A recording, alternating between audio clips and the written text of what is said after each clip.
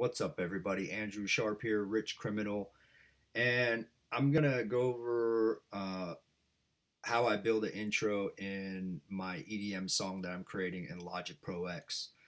The first thing is, why do I need an intro? Well, what happens is that if my song ever gets played in a club, which it won't, but a DJ needs time to be able to transfer from the previous song into my song, and they need that time because they need to be able to sync up the beats and then crossfade so the music doesn't stop and no one has to stop dancing or anything like that. So, for an example, I got DJ Quick over here tonight, great song, and I have Genius Love, Tom Tom Club. Um, and what happens is the DJ will be playing a song and they'll get to the outro, and then on the next song, they're going to sync it up. So you can see it synced up here. And then they're going to turn down the bass and they're going to start crossfading.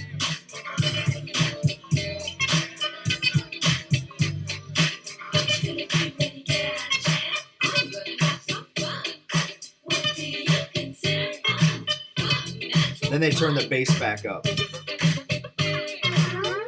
So there you can see that it was a quick and easy little transfer, but the kick drums from both songs weren't being muddied up because we turned that bass down and we were able to hear it. So to recreate that in Logic Pro X, what I do is I just create a kick drum that's going to match the kick drum of my song.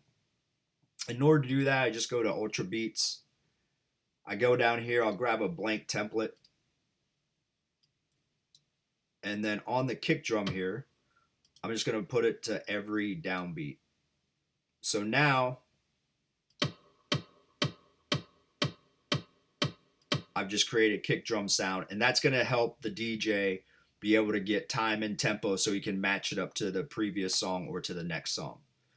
Then all I have to do is take it and drag it to my intro,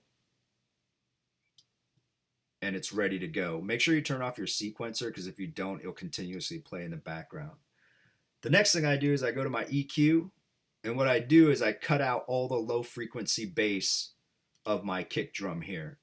And the reason why I do that is that, one, it's going to give clarity, but it's imitating or copying the DJ, cutting the bass at the beginning, and then once he syncs it and transfer, or she syncs it and transfer it, they can turn that bass back up.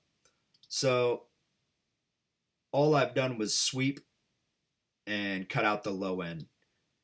So then my kick drum ends up sounding like this.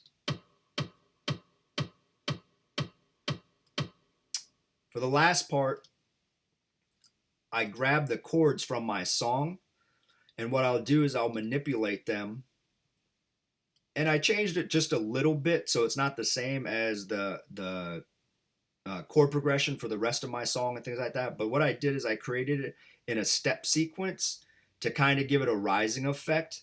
That way it creates a little bit of tension. And now that's really for the listener, so that when they hear my song coming on, they can start hearing the chord progression, and they're going to be able to start getting ready to hear my full song and fist pump and dance. So all I did is I took those chords, I put them right on top of my kick drum, and then it sounds like this.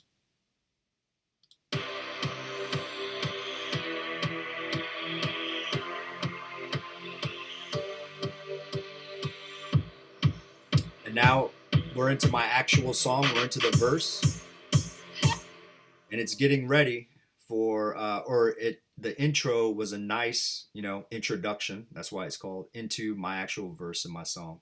Hey, thanks for listening.